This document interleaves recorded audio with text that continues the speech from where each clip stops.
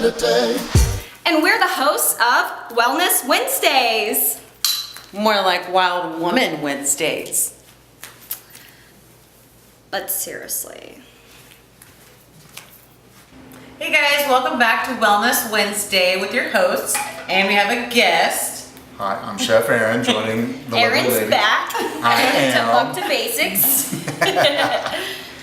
So today we're going to be working on a fun but healthy dinner item that will utilize spaghetti squash, some organic chicken thighs, and a homemade pesto that we utilize more organic greens as opposed to just basil, so that way you really add in some good nutrient density to the meal and diversify the plate color as well as the vitamin content. So it's delicious and nutritious. It is. Yes, it is. Favorite kind of meals. Yes. All right, so to get started today, we'll go over a couple items that we'll be using to kind of give y'all a good overview of what it's comprised of and how to best prepare them. So when we go to execute, it's very simple, simple to kind of get started. So first thing we start with is a spaghetti squash. It's a very simple part of the gourd family. If you see it, it's kind of like a big yellow football. If you see it in the produce department, when you get a spaghetti squash, So I could like pick it up and like. you could definitely take it and throw it. If that's the kind of gal you want to be. And then when you catch it, Yes, just go to town. So with the spaghetti squash, when it comes whole, what you want to do is just get a good heavy-handled knife, something with a larger blade, a little bit heavier blade, and just simply cut it right down the middle. Scoop out all the seeds. It's very similar to a pumpkin on the inside. It has a lot of the kind of the inside membrane and seeds. Scoop those out. Just brush it with a little bit of oil, pinch of salt, and roast it in the oven for about 385 for 45 minutes to an hour, depending on the size. Best way to tell if it's done is just kind of poking it with a fork to see, if it's still firm and crunchy or if it's nice and soft and something that'll be palatable. So that's the first item that we're going to use on our dish of pesto chicken thighs with roasted spaghetti squash. Next item we'll be using is a organic chicken thigh that I have marinating in the back. They're in the oven right now. Again, just a real simple marinade, a little bit of oil, a little bit of salt, a little pepper, nothing that overpowers the dish, just something real simple, easy. And then the last item will be our power green pesto. This is where organic power greens. These can be found at any grocery store, a Whole Foods, whatever your region has there, they're bound to have it. It's just a good organic green. It's a mix of about 3 to 4 greens, typically of a baby spinach, a kale, a chard, and other kind of seasonal greens. I like using these for pesto. Again, it provides a lot of nutrient density, adds more fiber, adds diversity to the plate. A little different flavor too, right? Yes, adds some different flavor. So I've tried to make pesto on my own before and I completely butchered it. Did way too much basil. and so this is the pesto, I'm guessing. This is the pesto that I did up I'm ahead already of time. hungry. Let's go.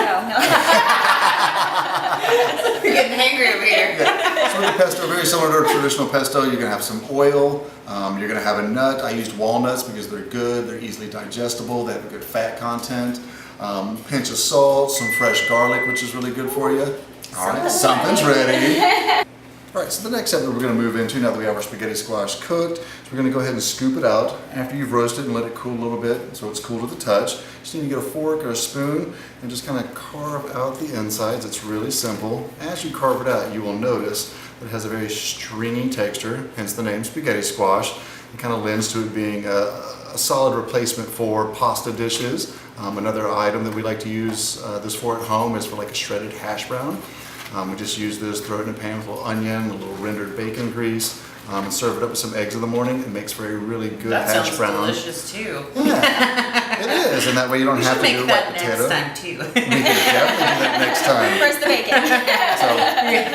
So just be mindful for any skin pieces. You'll notice them; they're very hard and waxy. Just move those off to the side, and then just scoop out. Scoop it on out. Inside, yeah.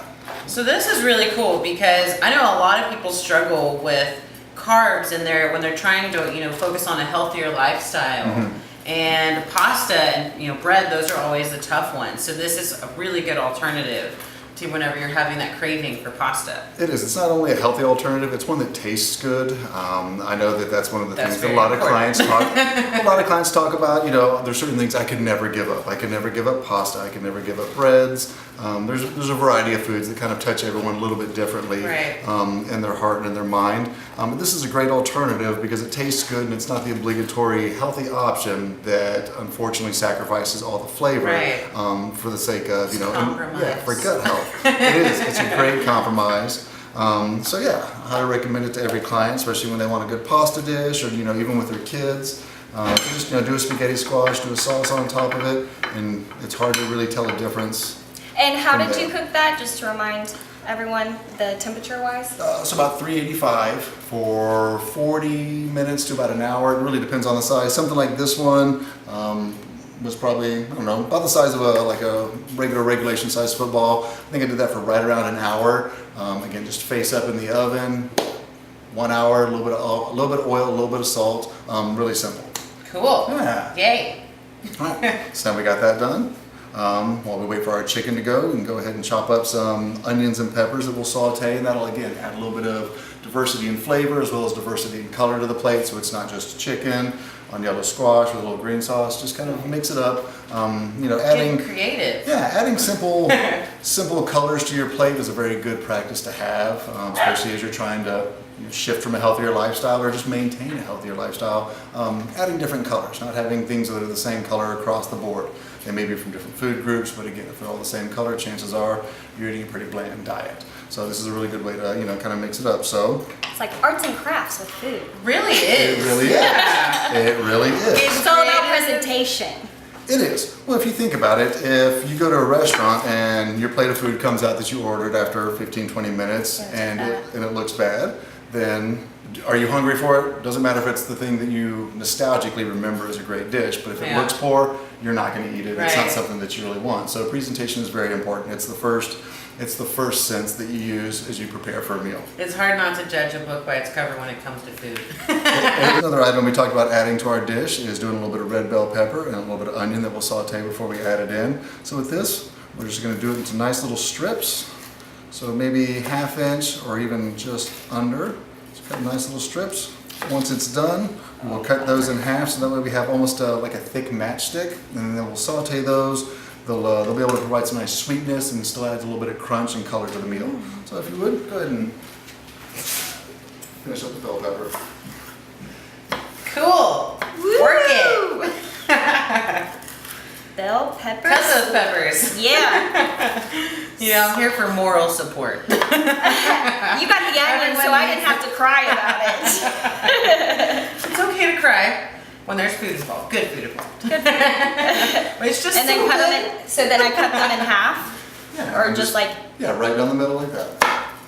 Nice. Good job, Brooks. like a ninja. Play fruit ninja in here, guys. With these Cutco knives, please feel free to check out the www.bladeschick.com if you want your very own set of Cutco cutlery. And I'm done. Good. So for now, we're going to move these off to the side. Good job, Brooks.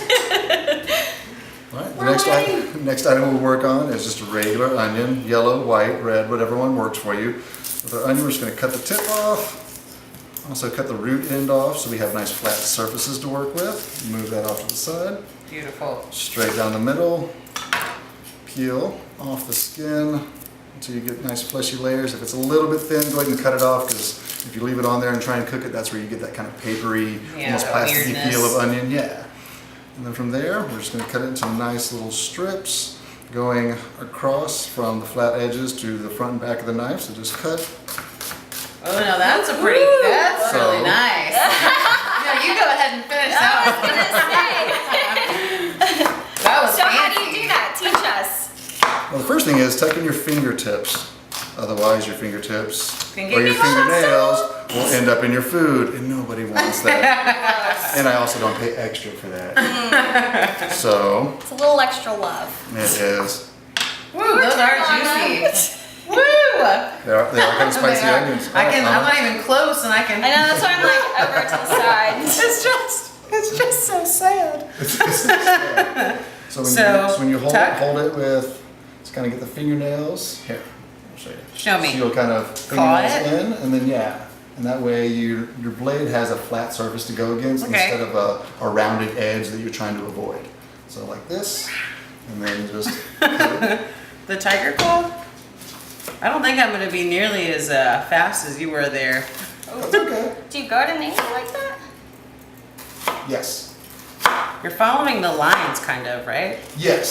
They have the veins that run from Yeah, the top to the I do bottom. know a little bit. Yeah. Not a lot of it. And then, do we turn it? It's good to turn it, and that way you have a larger flat surface.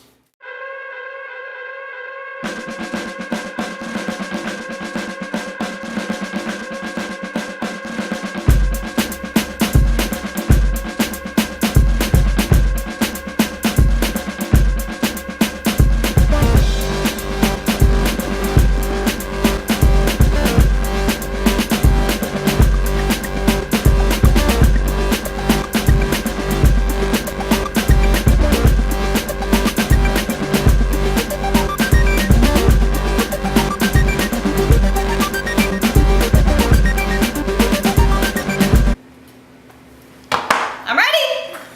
Where's my dinner bell? Ding, ding, ding, ding, ding. How could we not dig into this and enjoy our meal? So thank you for joining us on Wellness Wednesday as we put together a nice meal. Again, healthy, good color, good nutrient density, and something that's also very easy to cook. Yeah, thank you so much for walking us through the steps. You're very welcome. We're excited to eat it. Smells so good. We're gonna get really fancy and sweet here, and then whenever we're done, we're just gonna like plow into it. Don't tell anyone that. We're delicate flowers. Yes, they are.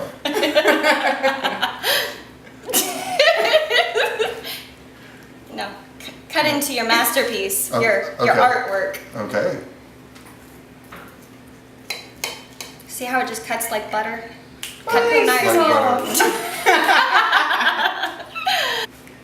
Thank you guys for watching Wellness Wednesday with Chef Aaron. Thank you for joining us today. You can find his services at the link below. And to find out more information about our upcoming grand opening OP Veteran fundraiser, you can register online at our link below. Thanks for watching. Bye.